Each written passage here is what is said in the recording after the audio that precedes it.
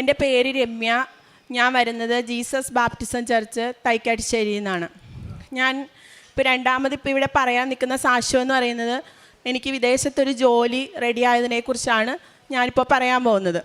അതിനായിട്ട് ഞാൻ ഒരു 2 വർഷം മുമ്പ് ആദ്യമേ തൊട്ട് പ്രോസസ്സിങ് തുടങ്ങിയതാണ്. ആദ്യം നെതർലാൻഡ് വെച്ചിരുന്നു, അത് റെഡിയായി, അത് വേണ്ടാന്നുള്ളൊരു തീരുമാനത്തിൽ പിന്നെ നമ്മൾ ഇറ്റലിക്ക് വെച്ചു. ഇറ്റലിയുടെ വെച്ച സമയത്ത് കഴിഞ്ഞ ഡിസംബറിൽ അതിൻ്റെ VFS കാര്യങ്ങൾക്ക് വേണ്ടി ബാംഗ്ലൂർ പോവുകയും അങ്ങനെ വിസിറ്റിംഗ് വിസയ്ക്കായിരുന്നു. കാര്യങ്ങളെല്ലാം ചെയ്തു വന്നു, പ്രാർത്ഥിച്ചുകൊണ്ടിരുന്നു ഞാൻ. പക്ഷേ സാധാരണ ആളുകളുടെ വരുന്നതിനേലും കുറേ താമസിച്ചാണ് എൻ്റെ പാസ്പോർട്ട് വന്നത്. അപ്പോൾ എല്ലാവരും പറഞ്ഞു രമ്യയ്ക്ക് വിസ അടിച്ചിട്ടുണ്ടാവുമെന്ന്. ഞാനും അങ്ങനെ തന്നെ വിചാരിച്ചു. പക്ഷേ പാസ്പോർട്ട് വന്നപ്പോൾ അതിനകത്ത് റിജക്ഷനായിരുന്നു. അപ്പം ഞാൻ അമ്മയോട് ചോദിച്ചു, അമ്മേ ഇത് റിജക്ഷനാണെങ്കിൽ പിന്നെ എന്തിനാ എന്നെ ബാംഗ്ലൂരൊക്കെ വിട്ടേന്ന് ചോദിച്ചു. മറുപടി അമ്മയുടെ മുഖത്തൊരു പുഞ്ചിരി മാത്രമായിരുന്നു. അത് കഴിഞ്ഞ് പിന്നീട് ഞാൻ വീണ്ടും വർക്ക് വിസയുടെ ഇതിന് തന്നെ വെക്കാൻ പറഞ്ഞു. അങ്ങനെ ഇരിക്കുന്ന സമയത്ത് ഈ കഴിഞ്ഞ മാസം ഒരു നിയമം ഇറ്റലിയിൽ വന്നു എന്ന് പറഞ്ഞു. വിസിറ്റിംഗ് വിസയ്ക്ക് ചെല്ലുന്ന ആളുകൾ 6 മാസം കഴിയുമ്പം റിട്ടേൺ പോകണം, അവർക്ക് വർക്ക് വിസ ചെയ്തു കൊടുക്കത്തില്ല. അപ്പോൾ ഞാൻ അന്ന് എനിക്കത് റെഡിയായി ഞാൻ 6 ലക്ഷം രൂപ 7 ലക്ഷം രൂപയൊക്കെ മുടക്കി പോയിരുന്നെങ്കിൽ എൻ്റെ പൈസയും പോകും, എനിക്ക് ജോലിയും ഉണ്ടാവില്ലായിരുന്നു. അതെൻ്റെ അമ്മയ്ക്ക് അറിയാമായിരുന്നത് കൊണ്ടാണ് അമ്മ അത് റിജക്ഷനാക്കി എന്നെ ഇവിടെ നിർത്തിയത്. അതിനുശേഷം ഞാൻ അമ്മയോട് പ്രാർത്ഥിച്ചു, അമ്മേ വർക്ക് വിസയ്ക്കാണെങ്കിൽ ഒരുപാട് പൈസ വേണം, ഇനി എനിക്ക് മെറിറ്റില്ല. ഞാൻ നേരത്തെ സാക്ഷ്യത്തിലും പറഞ്ഞിട്ട് എൻ്റെ മെറിറ്റ് കൊണ്ട് എനിക്ക് ഇന്ന് വരെ ഒന്നും കിട്ടിയിട്ടില്ല. എപ്പോഴും ഞാൻ അമ്മയോട് പ്രാർത്ഥിക്കുമ്പോൾ പറയും, not by merit but by grace of the god, thank you god എന്ന് പറഞ്ഞിട്ട് ഞാൻ അമ്മയോട് പറയും. അമ്മയ്ക്കറിയാത്ത ഒരു വിഷയങ്ങളും എനിക്കില്ല. അതുകൊണ്ട് അമ്മ എനിക്ക് വേണ്ടി ഈശോയോട് പ്രാർത്ഥിച്ചിട്ട് അനുയോജ്യമായ സമയത്ത് അനുയോജ്യമായത് എന്താണോ അതെനിക്ക് തന്നാൽ മതിയെന്നാണ് ഞാൻ പറയാറുള്ളത് അമ്മയോട്. അങ്ങനെ പ്രാർത്ഥിച്ചുകൊണ്ടിരിക്കുന്ന സമയത്ത് ഇങ്ങനെ സൗദിയിലേക്കുള്ള ഒരു ജോലിയുടെ കാര്യം വന്നു. അങ്ങനെ സമയത്ത് ഞാൻ VFSൻ്റെ ഡേറ്റ് വന്ന സമയത്ത് അതിൻ്റെ തിങ്കളാഴ്ച എനിക്ക് ചൊവ്വാഴ്ച ഡേറ്റ് വന്നു. അപ്പം അതിൻ്റെ ഞായറാഴ്ച എനിക്ക് ഇടവകപ്പള്ളിയിൽ വെച്ച് അച്ഛനെ കാണാനായിട്ട് ഭാഗ്യമുണ്ടായി. അപ്പോൾ അച്ഛൻ്റെ അടുത്ത് ഞാൻ പറഞ്ഞു. അപ്പോൾ അച്ഛൻ എൻ്റെ തലയിൽ കൈവച്ച് ഒത്തിരി പ്രാർത്ഥിച്ചു. ആ VFS ഓഫീസിൽ ബഹുമാനപ്പെട്ട ജോസഫ് അച്ഛനാണ് ഞങ്ങളുടെ പള്ളിയിലെ വികാരി അച്ഛൻ. അപ്പോൾ അച്ഛൻ അന്ന് അവിടെ യാദൃശ്ചികമായി വന്നതാണ്. അപ്പോൾ ഞാൻ ഓടിച്ചെന്ന് അച്ഛനോട് പറഞ്ഞു, അച്ഛൻ എന്നെ വിളിച്ചു പ്രാർത്ഥിച്ചു. അങ്ങനെ ഞാൻ VFSന് പോകുന്ന സമയത്ത് അവിടെ ഇരുന്ന് ജപമാല എപ്പോഴും എൻ്റെ കയ്യിലുണ്ടാവും. ഞാൻ പ്രാർത്ഥിക്കുന്ന സമയത്ത് നമ്മുടെ നേർച്ച വസ്തുവായ ഉപ്പ്, ഈ ഉപ്പ്, തേന്, തൈലം എൻ്റെ ജീവിതത്തിൽ മുന്നോട്ട് നടത്തിക്കൊണ്ടിരിക്കുന്ന എൻ്റെ ജീവിതത്തിൻ്റെ ഒരു ഭാഗം തന്നെയാണ്. എപ്പോഴും എൻ്റെ കയ്യിൽ ഈ ഉപ്പും തേനും ഈ വെഞ്ചരിൻ്റെ ഉടമ്പടി തൈലവും അത് തൊട്ട് പ്രാർത്ഥിക്കാതെ ഞാൻ പുറത്തേക്ക് പോലും ഇറങ്ങാറില്ല. കാരണം ഒരു 3 വർഷങ്ങൾക്ക് മുമ്പ് ആയിരുന്ന ഒരു ഞാനല്ല ഇപ്പോൾ ഉള്ളത്. കാരണം 3 വർഷം മുമ്പെന്ന് പറഞ്ഞാൽ നമ്മൾ പ്രാർത്ഥിക്കുന്നു, ബാക്കി ദൈവം ചെയ്തോളൂ, അങ്ങനെയൊക്കെ ഒരു രീതിയിലായിരുന്നു ഞാൻ വിശ്വസിച്ചിരുന്നത്. പക്ഷേ ഇവിടെ അമ്മ പ്രത്യക്ഷപ്പെട്ട് അച്ഛന് കൊടുത്ത മെസ്സേജ് എന്ന് പറയുന്നത് തന്നെ ദുരന്തമുണ്ടാകാൻ പോകുന്നു, പ്രാർത്ഥിക്കാനാണ് പറഞ്ഞത്. എനിക്ക് എല്ലാവരോടും പറയാനുള്ളൊരു കാര്യം, എൻ്റെ ജീവിതത്തിലേക്ക് ഒരുപാട് പ്രശ്നങ്ങൾ വരാൻ പോകുന്നുണ്ടെന്ന് അറിഞ്ഞ സമയത്താണ് ഞാൻ 2022 ഏപ്രിലിൽ ഇവിടെ വന്ന്, ഇതെൻ്റെ ഏട്ടത്തിയമ്മയാണ്, ഞാനും ഏട്ടത്തിയമ്മയും കൂടി വന്നാണ് ഇവിടെ ഇരുന്ന് ഉടമ്പടി എടുത്തത്. അന്ന് തൊട്ട് എൻ്റെ മാതാവ്, കുഞ്ഞിലേ തൊട്ട് എൻ്റെ മാതാവിനോട് എനിക്ക് ഭയങ്കര ഒരു പ്രത്യേക ഇഷ്ടമുണ്ട്. ഒരു യാക്കോബ് ഇതിൽ ജനിച്ച ഒരാളാണ് ഞാനെങ്കിലും എനിക്കൊരു അറിവ് കിട്ടിയ പ്രായം തൊട്ടിട്ട് ജപമാല ചൊല്ലാനും മാതാവിനെ സ്വപ്നം കാണുകയും ഒക്കെ ചെയ്യുന്ന ഒരാളാണ്. അങ്ങനെ ഈ കൃപാസനത്തിൽ 10-17 വർഷമായിട്ട് ഞാൻ ഇവിടെ വരുന്നുണ്ട്. അമ്മേനോട് എന്തോ ഒരു ഭയങ്കര ആകർഷണമാണ്. ഞാൻ എന്തെങ്കിലും ഒരു വിഷമം വരുമ്പോൾ ഞാനിങ്ങനെ പറയും, ഞാൻ അമ്മയുടെ അടുത്ത് പോകുകയെന്ന് പറയുമ്പം ചിലരെന്നോട് ചോദിക്കും വീട്ടിൽ പോവുകയാണോ എന്ന്. ഞാൻ പറയും അതെ, എൻ്റെ വീട്ടിലേക്കാണ് ഞാൻ പോകുന്നത്, എൻ്റെ അമ്മയുടെ അടുത്തോട്ടാണ് പോകുന്നതെന്ന് പറയും. ഞാനിവിടെ വന്ന് എവിടെയെങ്കിലും ഒരു സ്ഥലത്തിരിക്കും, മാസ്ക് വെച്ചിരുന്നിട്ട് ഞാൻ ഒത്തിരി കരഞ്ഞിട്ടുള്ള സമയങ്ങളൊക്കെ ഉണ്ട്. അതായത് ആരും കാണാതിരിക്കാൻ എൻ്റെ അമ്മ മാത്രം കണ്ടാൽ മതിയെന്ന് വിചാരിച്ച് ഞാൻ കരഞ്ഞു പ്രാർത്ഥിക്കും. ഞാൻ ഈ വിദേശ ജോലിയൊന്നും മനസ്സിൽ പോലും വിചാരിക്കാത്ത കാര്യങ്ങളായിരുന്നു. എനിക്ക് അമ്മ ഉടമ്പടി നിയോഗത്തിലൂടെ ഒരു ഭവനം തന്നിരുന്നു. അന്ന് എനിക്കൊരു നല്ല സാലറി ഉള്ള ജോലി ഉണ്ടായിരുന്നു. ചില സാഹചര്യങ്ങൾ കൊണ്ട് ആ ജോലി നഷ്ടപ്പെട്ടപ്പോൾ, അതായത് ഞാൻ എൻ്റെ മെറിറ്റിൽ നിന്നപ്പോഴാണ് എൻ്റെ ജോലി നഷ്ടപ്പെട്ടത്. അങ്ങനെ നിന്ന് കഴിഞ്ഞ് പിന്നെ എനിക്ക് ലോണ് കാര്യങ്ങൾ അടയ്ക്കാൻ പറ്റാത്തൊരു സാഹചര്യം വന്നു. ലോണ് അന്ന് ഞാനിവിടെ ഒരു സാക്ഷി പറഞ്ഞിരുന്നു, ലോണ് മുടങ്ങിയ സമയത്ത് ബാങ്കുകാർ വന്നതിന് ശേഷം അച്ഛൻ എനിക്കൊരു വെഞ്ചരിച്ച കാശുരൂപം തന്നിരുന്നു. ആ കാശുരൂപം ഞാൻ എൻ്റെ വീടിൻ്റെ മുറ്റത്ത് സ്ഥാപിക്കുകയും വെഞ്ചരിച്ച ഉപ്പ് വീടിന് ചുറ്റും ഒരു ദിവസം പോലും മുടങ്ങാതെ വിശ്വാസപ്രമാണം ചൊല്ലി ആ വീടിന് ചുറ്റും ആ ഉപ്പിട്ട് പ്രാർത്ഥിക്കാൻ തുടങ്ങിക്കഴിഞ്ഞപ്പം നിങ്ങൾക്ക് കേട്ടാൽ വിശ്വസിക്കുമെന്ന് എനിക്കറിയില്ല, ഈ 2.5 വർഷം എങ്ങനെയാണ് ഞങ്ങളുടെ ലോണും കാര്യങ്ങളും അടഞ്ഞു പോയെന്ന് ഞങ്ങൾക്ക് പോലും അറിയില്ല. കാരണം അത്രവിധ അത്ഭുതകരമായിട്ട് ഓരോ വ്യക്തികളെ ദൈവം ഞങ്ങളുടെ മുമ്പിലേക്ക് എത്തിച്ചു തരികയായിരുന്നു. 8-ാം തീയതി അല്ലെങ്കിൽ 9-ാം തീയതി ലോൺ അടയ്ക്കണം, 8-ാം തീയതി വരെയും ചിലപ്പോൾ ഒരു മാർഗവും ഉണ്ടാവില്ല.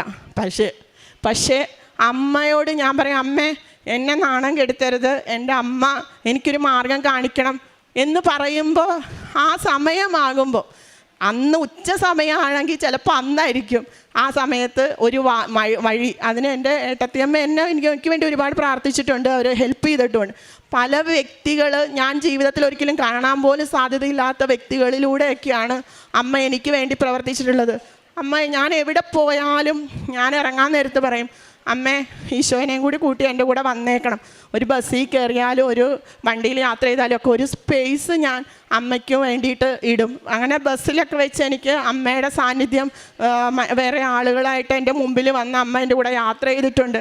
എൻ്റെ വീട്ടിലെപ്പോഴും ഞാൻ ഒറ്റയ്ക്ക് ജോലി ചെയ്യുമ്പം എൻ്റെ മുറിയിൽ ഒരാൾ അങ്ങോട്ടും ഇങ്ങോട്ടും മാറും.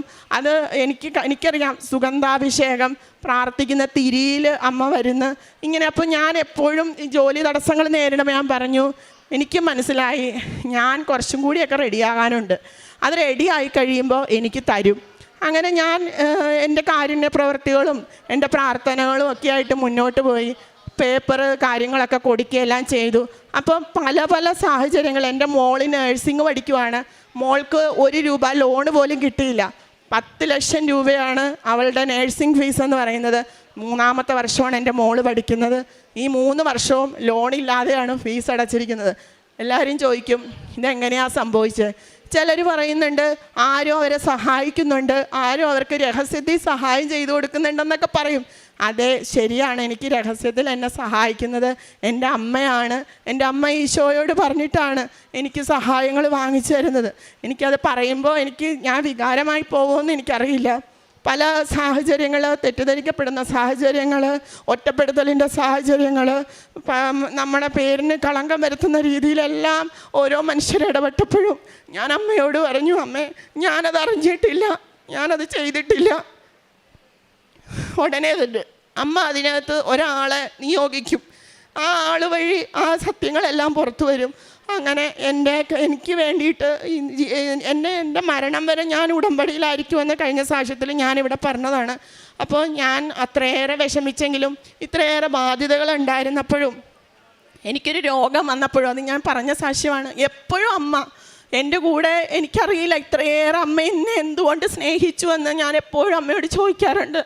കാരണം ഭൂമിയിൽ ആരുമില്ലാത്തവർക്ക്, ഒറ്റപ്പെട്ടു പോയവർക്ക്, ദുരന്തങ്ങൾ വന്ന് എന്ത് ചെയ്യണമെന്ന് അറിയാൻ മേലാതെ നിൽക്കുമ്പോൾ നിങ്ങളാരും ഭയപ്പെടേണ്ട, ഈ അമ്മയെ നോക്കുക.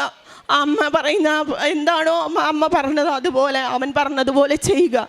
നിങ്ങളുടെ ജീവിതത്തിൽ എന്ത് വലിയ പ്രശ്നമായിരുന്നാലും അത് മനുഷ്യർക്ക് ആർക്കും നമ്മളെ സഹായിക്കാൻ സാധിക്കില്ല. മനുഷ്യരിൽ ആശ്രയിക്കരുത്, രക്ഷ തരാൻ കഴിയാത്ത മനുഷ്യരിൽ അഭയം തേടരുതെന്ന് സങ്കീർത്തനത്തിൽ പറയുന്നത് പോലെ മനുഷ്യരെ വിശ്വസിക്കരുത്, അവർ അവസാന നിമിഷം നമ്മളെ ചതിക്കും. പക്ഷെ അമ്മ നല്ല വഴിയാണെങ്കിൽ സമയമെടുത്താണേലും നമ്മളെ നടത്തും എന്നുള്ളതിനോടൊരു വലിയ സാക്ഷിയാണ് ഞാൻ ചെയ്തതെന്ന് പറഞ്ഞാൽ ഒരുപാട് വലിയ സംഭവങ്ങൾ ഞാൻ വളരെ ശാന്തമായി അമ്മയ്ക്കും ഈശോയ്ക്കും വിട്ടുകൊടുത്തുകൊണ്ട് ഞാൻ പറഞ്ഞു, എനിക്ക് കഴിവില്ല, എൻ്റെ കൂടെയുള്ള ആർക്കും ഇനി എന്നെ സഹായിക്കാൻ സാധിക്കില്ല, നീ മാത്രമേ ഉള്ളൂ എന്ന് പറഞ്ഞ് എന്നെ വിട്ടുകൊടുത്തുകൊണ്ട് പ്രാർത്ഥിച്ചു.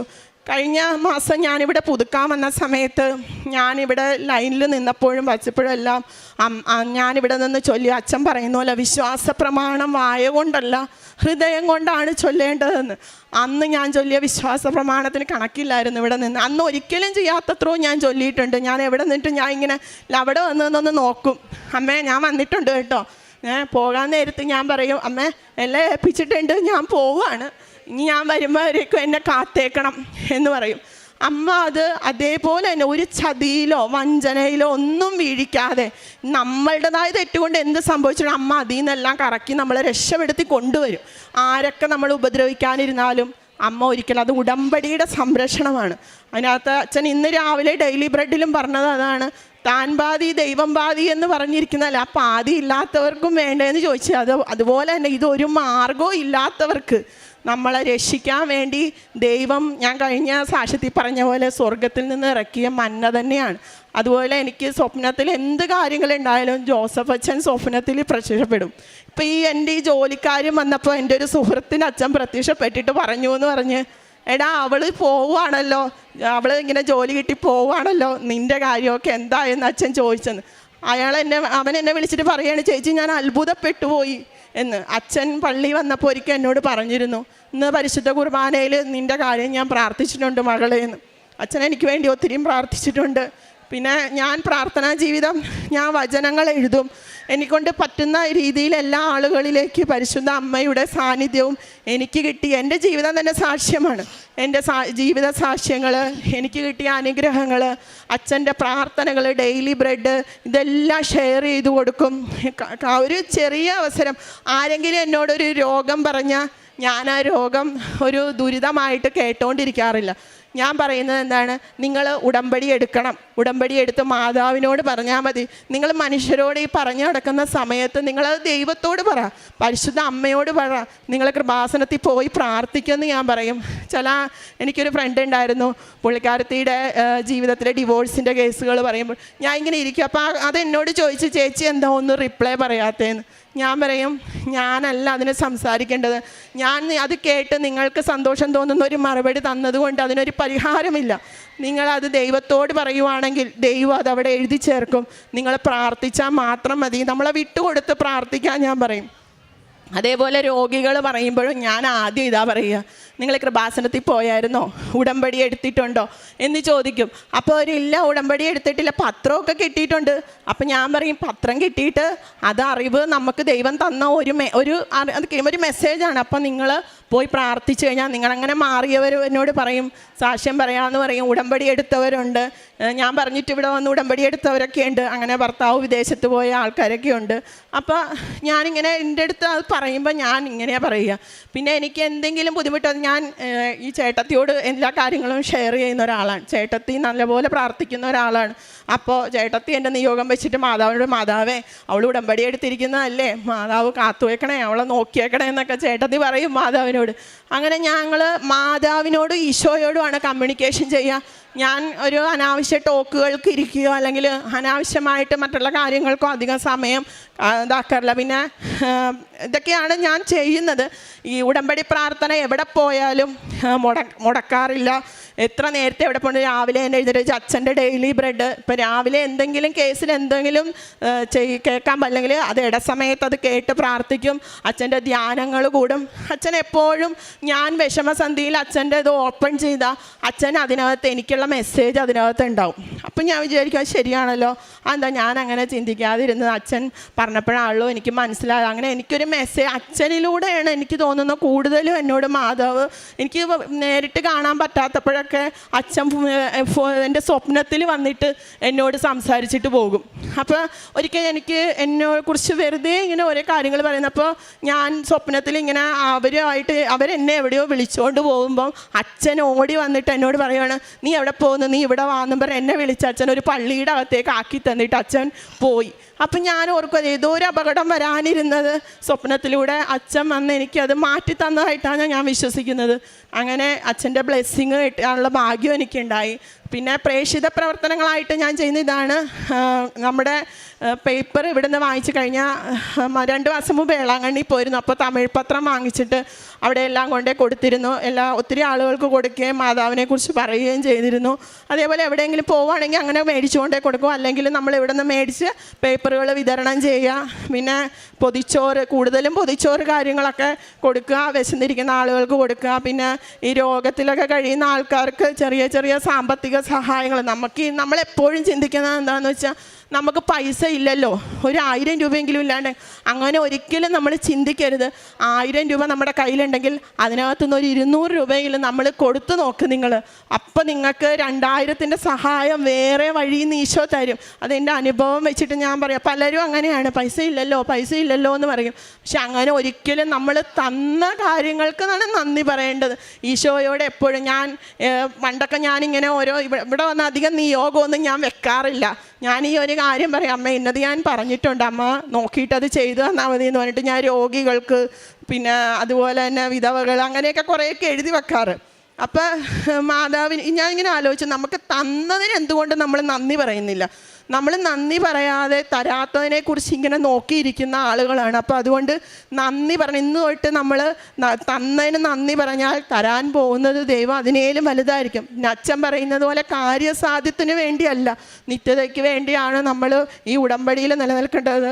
ഇതിന് ശേഷവും നമുക്ക് ദൈവം ഒരു ജീവിതമുണ്ട്, അത് നമ്മൾ മനസ്സിലാക്കണം. വാശിയും വൈരാഗ്യവും ദേഷ്യവും മറ്റുള്ളവരെ താഴ്ത്തി അങ്ങനെ നമ്മൾ ഉടമ്പടിയിലായ കുറേ കാര്യങ്ങൾ നമ്മൾ ശ്രദ്ധിക്കണം.